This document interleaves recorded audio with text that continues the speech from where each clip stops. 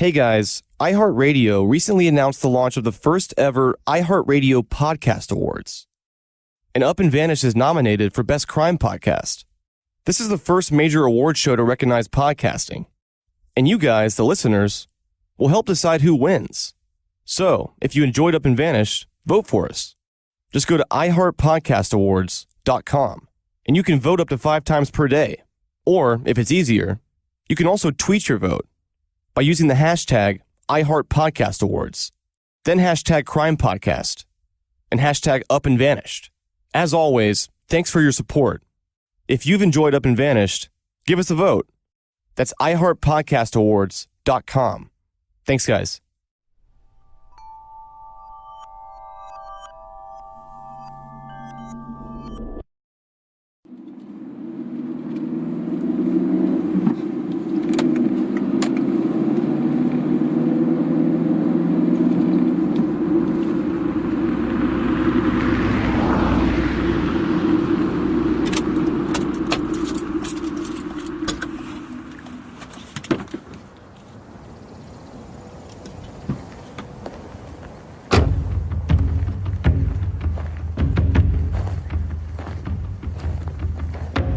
The drive from Denver to Crestone is beautiful.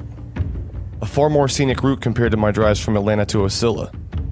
On the way to Crestone, you curve around mountainsides and dip into valleys, passing by a series of ranches and small former mining towns, picturesque but tired.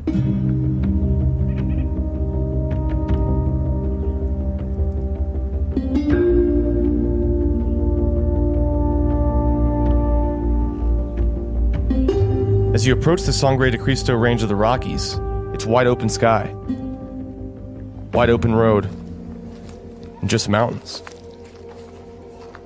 Once you hit the small town of Moffett, you turn left on the Colorado Road T, and at the end of that road, there's Crestone. People that come to Crestone are dreamers. Their dreams would cost money to come to fruition, and no one here has any money. But that doesn't stop them from dreaming. Economically, this place has struggled since the mines gave out 110 years ago. Now, flash forward 110 years, there are very few Colorado towns left like Crestone. I have been here full-time since 2000. So 18 years. There is low-level crime. People don't lock their doors here. We police ourselves, and everybody understands this. I haven't been in a city for so long, I don't know what people think is an average amount of crime. You know, when I leave my house, I don't lock the house. There is no police presence in this town. The closest policeman when you pick up a phone and dial 911 is in Saguache, a 45-minute drive away. So for the first 45 minutes that you're dealing with some nutcase, you're on your own.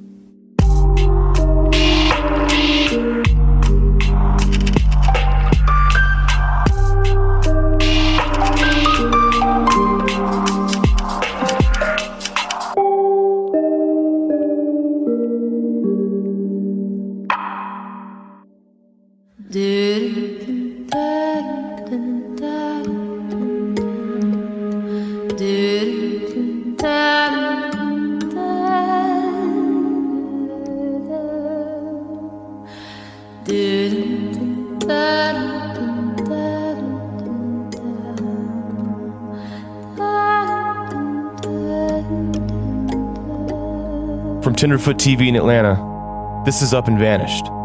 I'm your host, Payne Lindsey. In this museum, time stops, history stops in 1981. This is Jim McAlpin, who dedicates his time to preserving Crestone's past at the one and only Crestone History Center. They're not interested in the mining story. The story they're interested in is from 1981 to present. How did this thing turn into a spiritual center?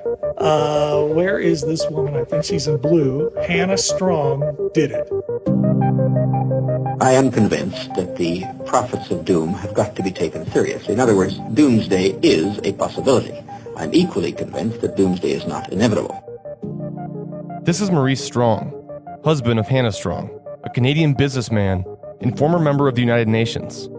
In the late 70s, Crestone was merely just a ghost town, but Hannah and Maurice Strong had a remarkable vision for it. Today, man's own activities have reached the scale where they are the principal determinants of his own future. We are now effecting more changes in the composition of the atmosphere and the composition of the waters of the world. The natural world in which man lives and on which he depends is indeed deteriorating, is being destroyed in many instances. Whether we are pessimistic or optimistic depends really on what we think about the nature of man. Whether we really believe that man, in light of this evidence, is going to be wise enough and enlightened enough to subject himself to this kind of discipline and control. Hannah and Maurice Strong purchased thousands of acres throughout the San Luis Valley, outside Crestone, and established an area called the Baca Grande with a grand vision in mind: to create one of the largest interfaith communities in the world. Hannah Strong granted over 2,000 acres to various spiritual and environmental groups, making it the largest of its kind in North America. Today, Crestone consists of over 15 different spiritual centers. I have seen a lot of the planet. I come back home and I compare the places that I've been to this place, and this place always comes out on top. So I'm not likely to move. The bar is set kind of high. This is a world-class place that nobody knows about. Around 1900, Crestone hit its mining boom, but the resources were limited and the boom subsided quickly, dropping Crestone into a long stretch of economic decline. When I moved to Colorado in 1972, there were a lot of towns like this. There aren't anymore. By default, this town is now unique. According to the U.S. Census, the town proper has a total area of 0.2 square miles. There are very few employers here. The hardware store is one. That grocery store is another. So you're not going to get rich, but you can live pretty cheap in this town.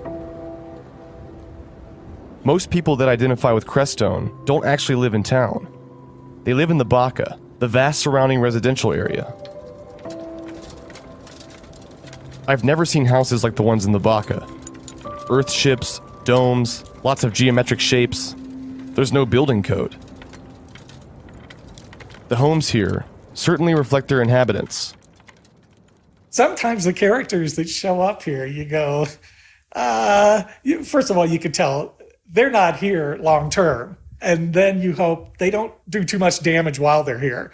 But all sorts of loose people in society, kind of the shake, if you were to shake down a bunch of dope and the stems and seeds were to, fall into a little crack, those are the people, the stems and seeds of society.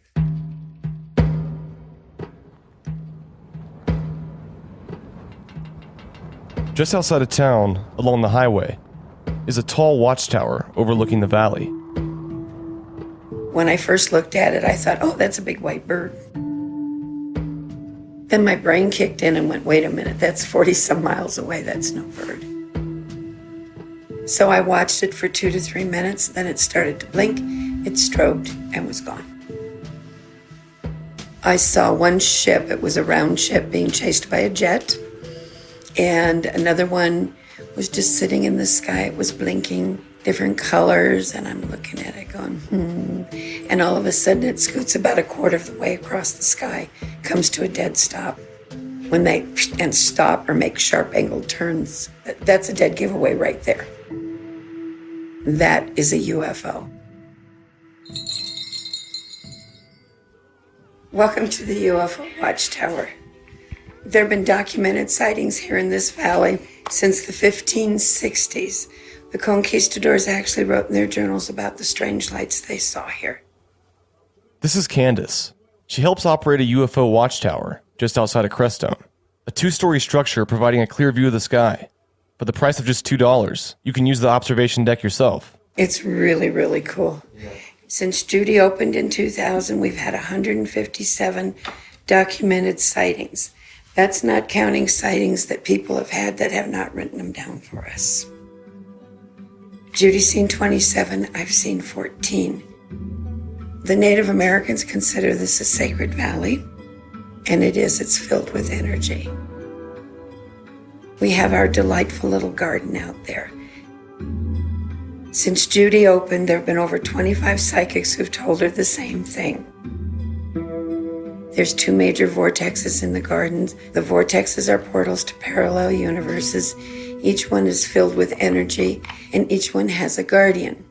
As you walk through the garden, be aware of your body, because you can feel the energy. 99% of the people feel the energy.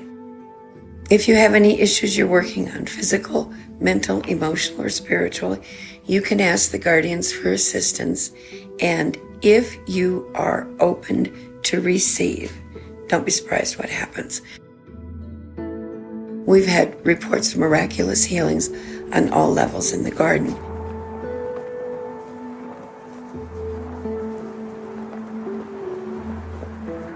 At night, you're above any highway lights, and you have an unobstructed view, horizon to horizon, of the most phenomenal sky you've ever seen in your life.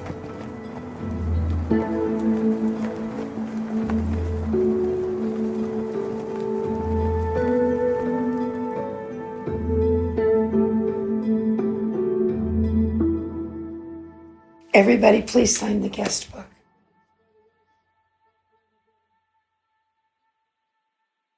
We want to do whatever we have to do within the legal means of finding the people. Crestone is remote, and even though it's 4 hours away, Rodney is determined to get answers for his family. You know, the people that I've talked to there, keeping this alive, it's going to be lighting a fuse, and that moving, you know, is keeping the story alive and putting pressure on people. Buckle up. Get ready for the ride, because it's just starting. Thank God for social media, huh? The internet. And the internet. I was just in Comcast complaining about my internet. Rodney's a guy who he spent 15 years trying to help Crystal in every way he could, like a second daughter. And I know the guy lays awake at night wondering if he could have done things differently so that she would have been in a different place and maybe not put herself in danger if she did that night. And every time I talk to him, he's got this guilt about it. And I have to keep reminding him there aren't a fraction, a small percentage of people in this world who would take in a teenage stranger to help them out of an awful life circumstance. We need more of him in this world. When it comes to getting this solved, I think he literally would sell every possession he had if he knew it would bring her home. This is Chris Halsney again, from Fox 31 Denver. It is amazing the number of people who don't pay attention to anything. It's incredible. In a small town like that, I can't imagine that a lot of them are trolling through their own social media accounts every day 10 times. I don't even know if there's a TV station that they can get if they don't have some kind of satellite. I think they move there for a simpler life. A lot of people to get away from all that chaos of the news.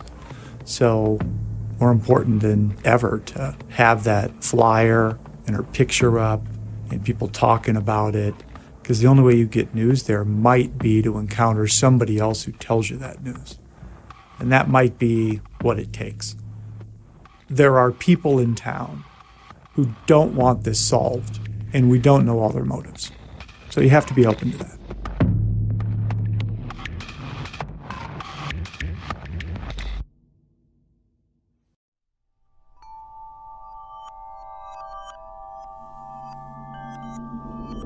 With Amazon Music, a voice is all you need. Discover over 50 million songs and thousands of curated playlists and stations across all your devices, just by asking. Find your favorite songs at the tip of your fingers and the tip of your tongue. Having friends over tonight? Just ask to play music for a dinner party. Want to remember your favorite memories? Request popular music from a decade, or even a particular year of your choice. Or what if you can't remember the name of that song, but you know some of the lyrics? Just ask for the song that goes like, you can still find it. Listening to music has never been more natural, simple, and fun. And right now, new Amazon Music customers get 3 months for just 99 cents at amazonmusic.com. Renews automatically. Cancel anytime. That's amazonmusic.com. Get 3 months for just 99 cents at amazonmusic.com.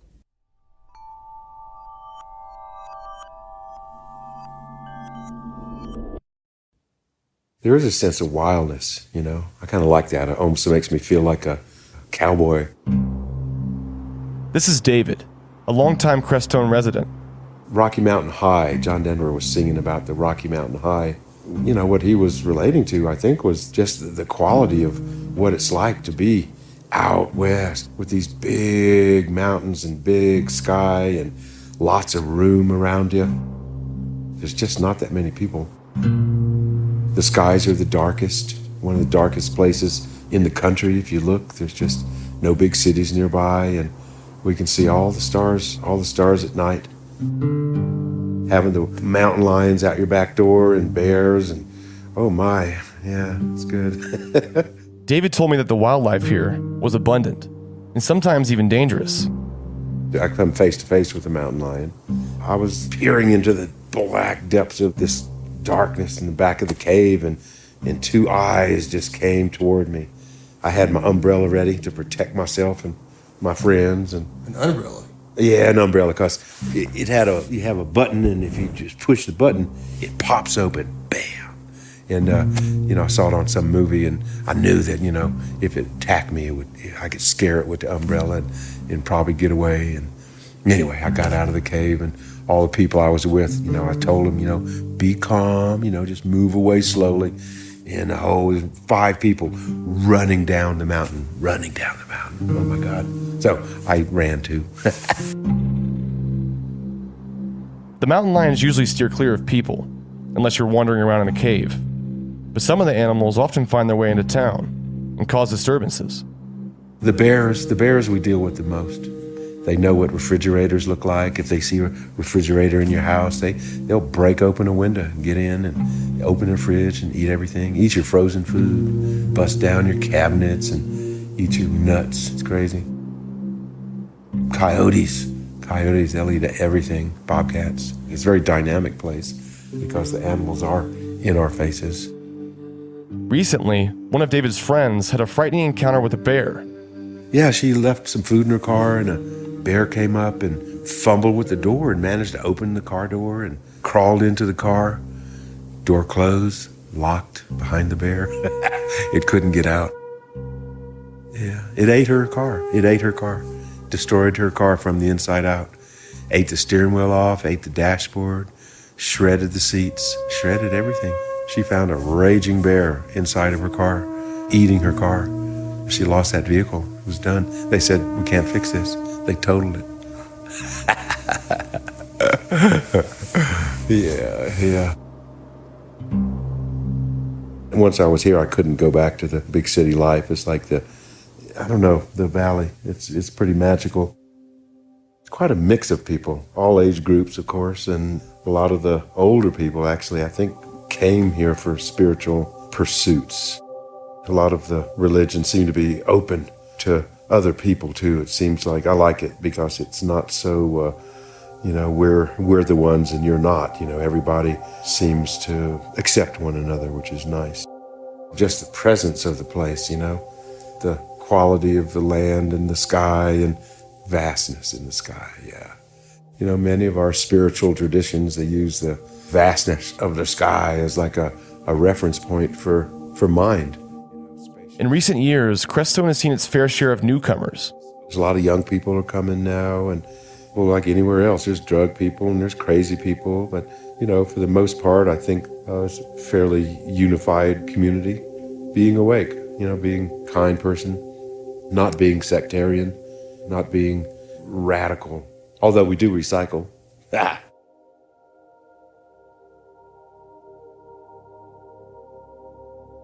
I asked David how the community feels about Crystal's unsolved disappearance. I mean, it's really terrible because everybody knows about it and kind of hard to live with. I mean, we're just not that kind of place, you know. It's like everybody's welcome here and people aren't generally disappearing and people are not settled with it. It's not okay that she disappeared and going on 2 years, I guess. And, you know, people still talk. People are, I heard this and did you hear that? And all these kind of notions about what might have happened to her. And some people think, oh, maybe she just went somewhere. Maybe she went to a different country or something like that, you know. But then, you know, other people think, you know, she might have got mixed up in a bad element or that she might have met the wrong people. And nobody knows, but it's an awful lot of, I don't know if it's speculation or things that people actually heard. No one really knows what happened to Crystal. We want to know. We all want to know. A person can only disappear on account of some wrongdoing by the wrong people. We're a community of mixed people, and there's bad eggs in there. There's bad eggs, and we know it. Within my first few days in Crestone, I had definitely met my fair share of interesting people, but no one seemed to know any details about Crystal. I reached out to the Saguache County Sheriff's Department, who's in charge of the case. I'm Dan Warwick. I'm the sheriff here in Saguache County. I am the chief law enforcement official in the county. And that's really what the job is making sure that people's rights are not violated. Their safety is priority over anything else. Making sure the public in these communities is safe. The county itself is right around 3,200 square miles, so it's a very large county to cover.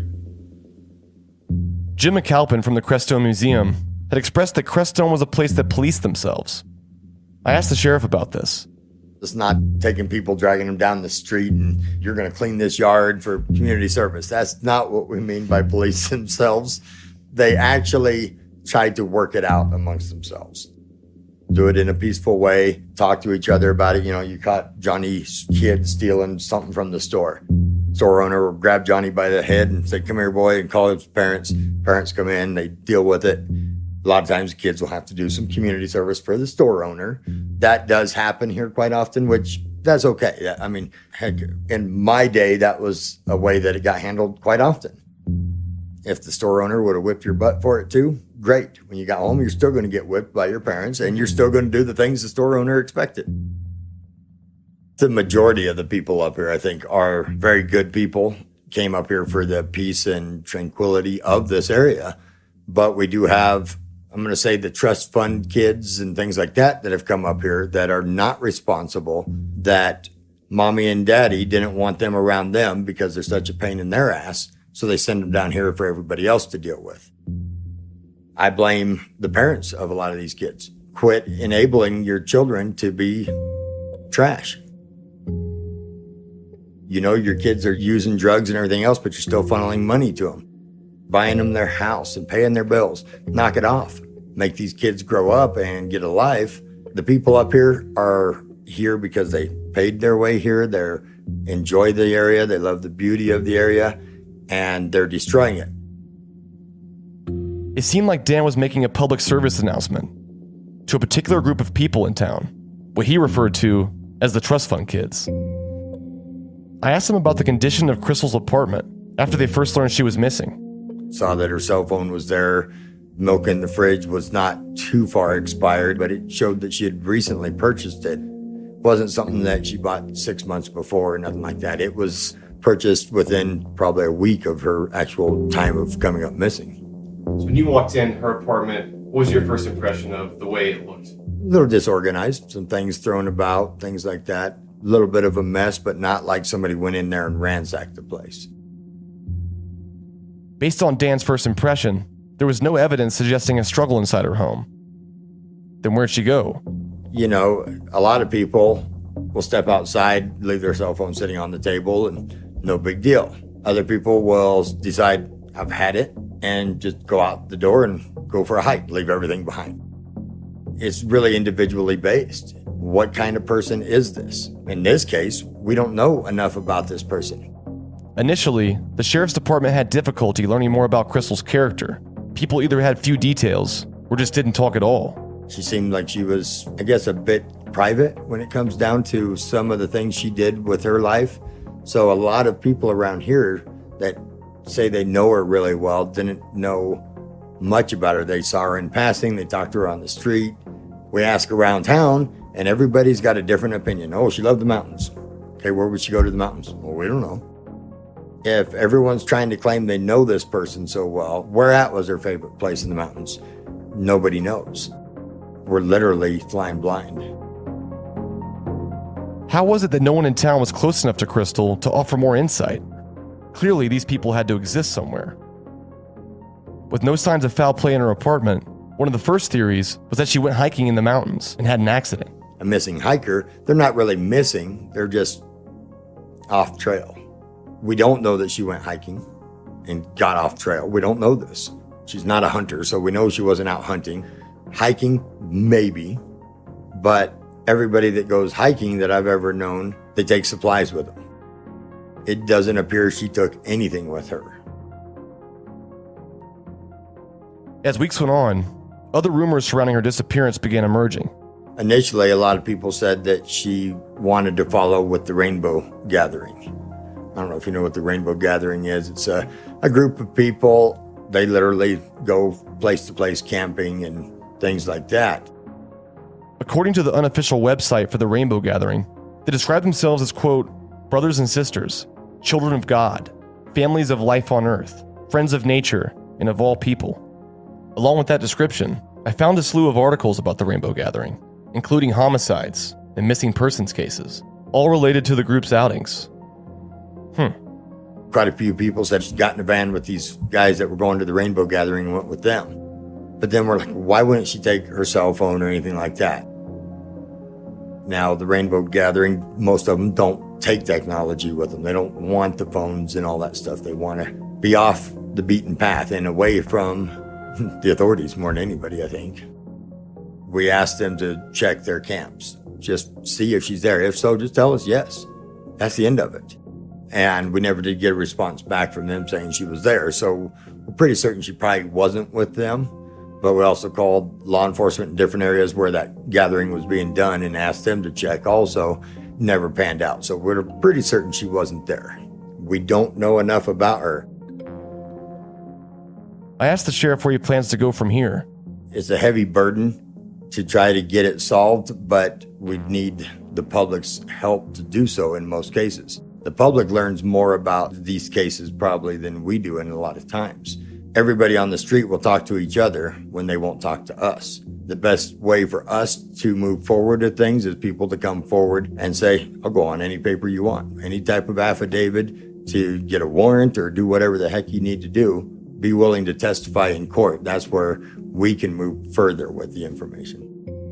The main goal for us is to keep the community safe and to find everything that we need to get closure for the family. Let's not just let it become the typical cold case where it's stuck in a file in the back room and that's where it sits until something comes up. The second that everybody stops talking about it, that's when those files go to the back room and not looked at on a regular basis. I think it needs to be talked about a lot and kept in the forefront. I think it's going to take the public.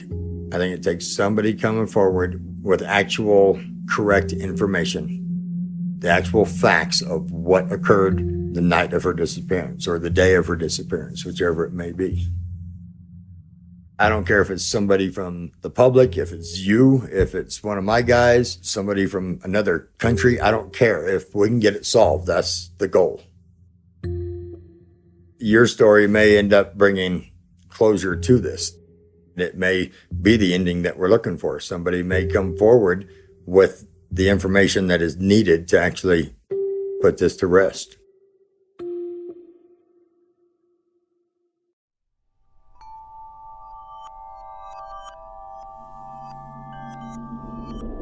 I don't know about you, but I've gotten some pretty weird gifts during the holidays. I know it's the thought that counts, but sometimes I wish they'd just given me cookies. Yes, cookies. Personally, I have a pretty big sweet tooth, and honestly, you can never go wrong with dessert. For over 40 years, Mrs. Fields has made delicious treats, from their signature chocolate chip cookies, which are amazing, to handcrafted frosted favorites. And don't forget their delicious melt-in-your-mouth brownies. If you're looking for a great gift this season, Mrs. Fields' gourmet gift tins and baskets are a no-brainer for anyone on your list. At Mrs. Fields, cookies and sweets are baked daily and always arrive fresh and flavorful right to your door. And ordering is super easy. They can ship your gift anywhere across the U.S. Plus, you can add a personal touch with a custom message, company logo, or even a family photo. Mrs. Fields even offers a 100% customer satisfaction guarantee. That's right. So you're going to love it. And right now, get 20% off your order when you go to mrsfields.com and use the promo code VANISHED. That's 20% off any Mrs. Fields gift. Again, mrsfields.com, promo code VANISHED.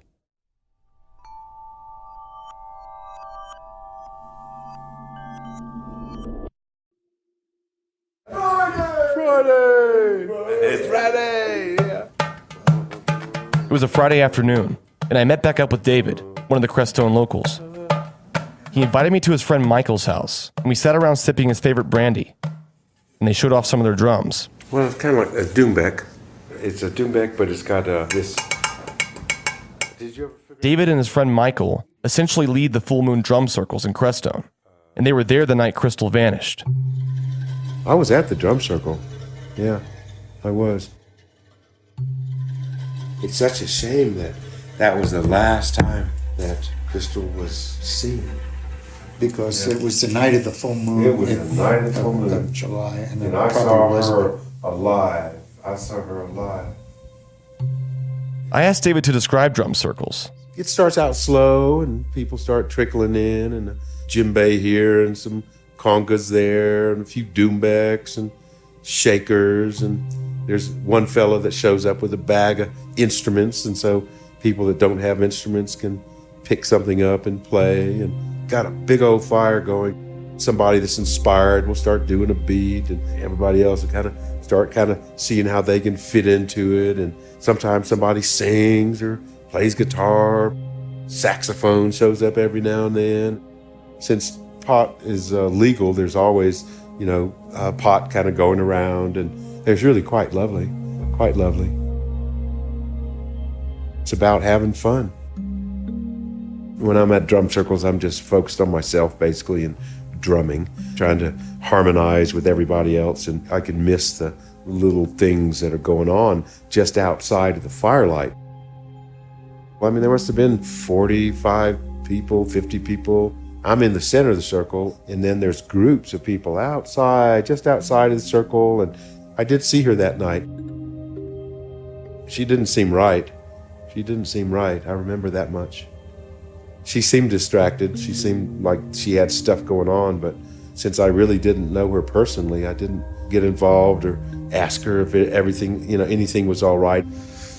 Oh, wow. So I don't know. Did she leave there and go back to town? See, that I have no idea if she left or if she's still up in the woods in one of the caves or something up above the drum circle. She wasn't joyous. She was troubled. That was obvious. She just wasn't like a happy person, you could tell. I'm so horrified. So horrified.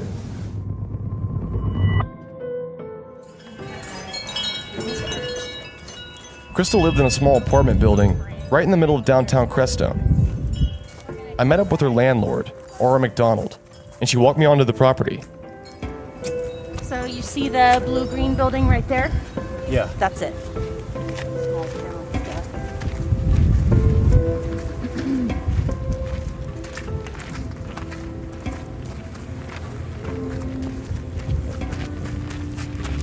They're redoing the fence, but this was where my daughter and I lived, is right in those French doors, and we had the courtyard to ourselves. And Crystal was at the very end corner on the top. Okay. So there's 3 units downstairs, 4 upstairs when she was living here. They're knocking out all the walls down there and turning the whole downstairs into a cafe. But she was in 201, which is just a studio room with a bathroom and kitchenette. And she didn't have any windows on this side. Her closest neighbor was in 202, which was Jeremy Sharp.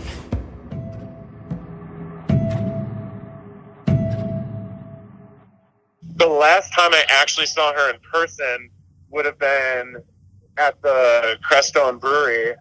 I had bought her like, I think 2 beers or 3 beers or something like that. And we were just talking and making plans to hang out.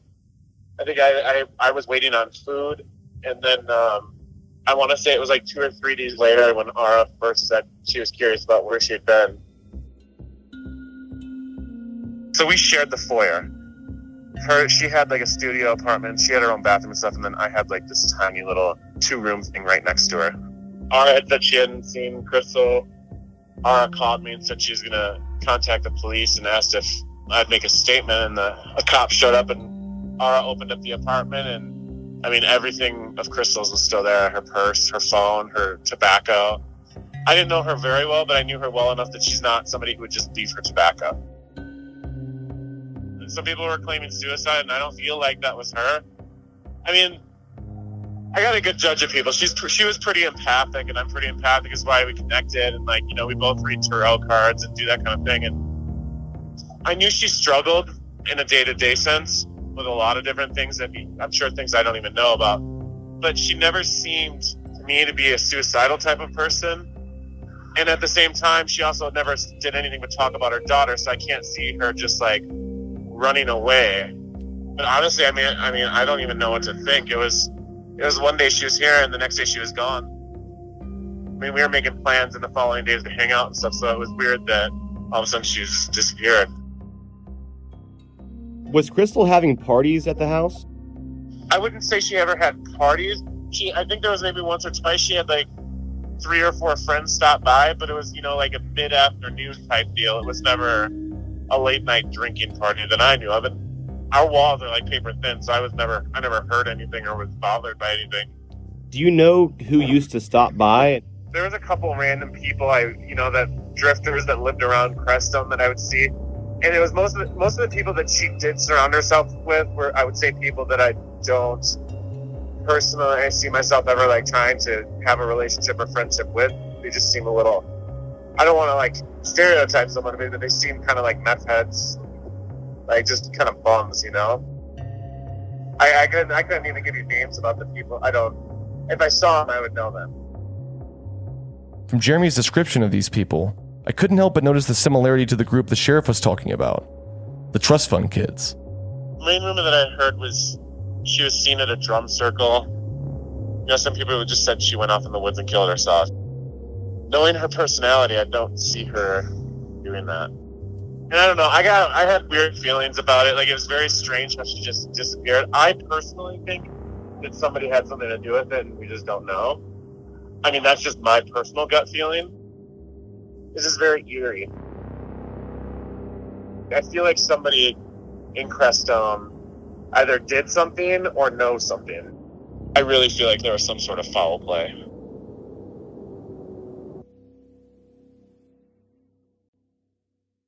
I sat down with Aura McDonald, Crystal's landlord, to discuss everything in more detail.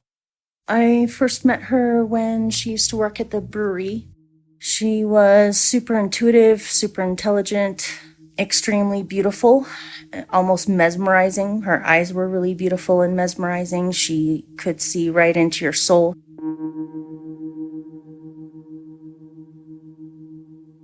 We used to do reading trades a lot. She was an intuitive. She was a psychic. We both are. Why'd she move here in the first place? I remember her saying to get away from the drug scene in Denver, try to get some clarity here. She was hoping to clean up and stay clean and just be someplace different to be able to breathe and relax.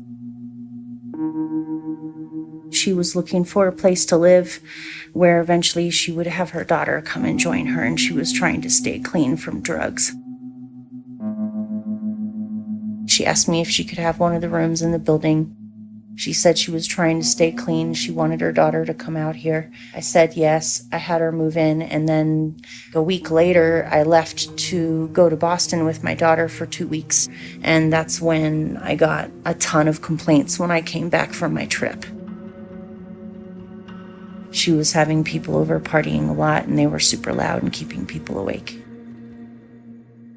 Contrary to what Crystal's neighbor Jeremy told me, Aura said that she received several noise complaints about parties that were being held in Crystal's apartment. She developed kind of a reputation here in town for being unreliable. She started slipping back into the drug scene. She got fired from her job shortly after she moved in, and she was desperate to find a job, and because of that, she was pretty much broke. She only lived in the building for about a month, and Section 8 was paying the majority of her rent. She only had to pay $50, I believe, out of her own pocket. It's a strange town. We're surrounded by spiritual centers of all different kinds from all different walks of life all over the globe. There's a lot of people that come out here for retreats and meditations and just to get away. Same sort of thing as Crystal and many other people come here to get some rest or get silence. It's kind of a melting pot. A lot of people that have a hard time with normal, mundane society and are trying to get away from the city. Lots of solar panels and wells and people trying to live off-grid or live in more sustainable ways. But we also get a lot of mentally ill people and people with various problems. We don't have police presence here very much at all. A lot of people come here that are running from the law. It's like the good, the ugly, the sortiest of sorty in with the best of the best, and it's all slammed in together here. There's a huge underground drug scene. There's a lot of ex-drug addicts that still live in town that would never, ever, ever tell the police anything because they hate police. Aura seemed pretty adamant about a particular drug scene here in Crestone. One that was taking over. Everyone knows that the meth scene is here. Everyone knows who cooks the meth and who sells it, and it just is allowed to continue, which leads me to believe either it's a payoff or they really just don't care and they don't want to have to do anything about it. On the day Crystal was reported missing, Aura was with the police when they entered her home for the first time. I let him into her place. We found her phone, her bag, her tobacco. The window was open, the fan was on in the window. Some of the lights were still on. It looked like she had just left and had every intention of coming back. Aura began expressing frustration with how the case was being handled, in her eyes at least. I was doing more investigating into her disappearance than the cops did. I mean, they basically just didn't really do much at all, even with the obvious stuff. Having talked to the sheriff myself, they've had very little information to go on. The minute Elijah arrives and starts to put up a fuss, that's when they send a search party out to look for her for 2 days, a month after she disappeared. Why would you ever wait a month to go search for someone? And it happens to be on the 2 days when baby daddy is visiting and wants to see that something's being done. There's a lot of people that would love to see justice done because the cops didn't do anything. There's lots of rumors. There's people who believe that she just walked off and didn't want to have anyone know where she was at, but I highly doubt that. She had a long history of taking long walkabouts when she was not feeling solid, which I can kind of relate to. I had a similar thing when I was a teenager where if you get into an emotional funk, it helps to walk. She really did love her daughter a lot, and her daughter was her main reason for living.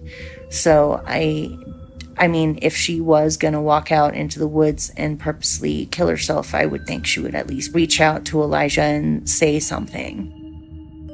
With my intuition, I think either she accidentally overdosed and they actually got rid of her body, or they gave her a bunch of drugs and she went out wandering around in the woods and somehow got accidentally killed by being on drugs.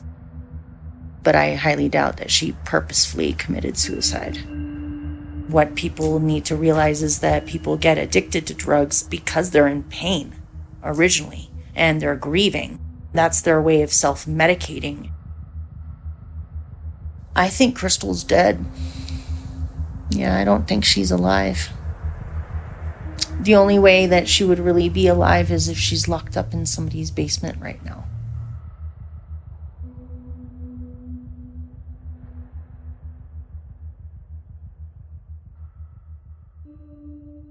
Before leaving Yara's house, she told me she had one more story to tell me about Crystal. Something that happened to her just a few weeks before she went missing. She was late for rent, and that's when I went upstairs. And at first she didn't answer, but I knocked a few more times, and then she peeked out and she came in the hallway. Her whole face was blotchy and red, and she'd been crying and looked like a mess. I asked her what was wrong. She said that she had gone to a party the night before, and she was pretty sure that someone had drugged her, and she was pretty sure that she'd been raped.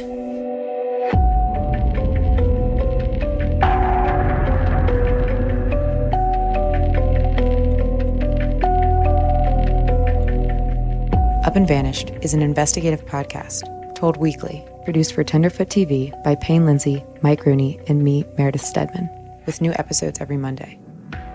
Executive producers Payne Lindsey and Donald Albright. Additional production by Resonate Recordings, as well as Mason Lindsay, Rob Ricotta, and Christina Dana. Our intern is Hallie Bedall. Original score by Makeup and Vanity Set. Our theme song is Ophelia, performed by Ezra Rose. Our cover art is by Trevor Eiler. Special thanks to the team at Cadence 13. Visit us on social media via @UpandVanished, or you can visit our website, upandvanished.com, where you can join in on our discussion board.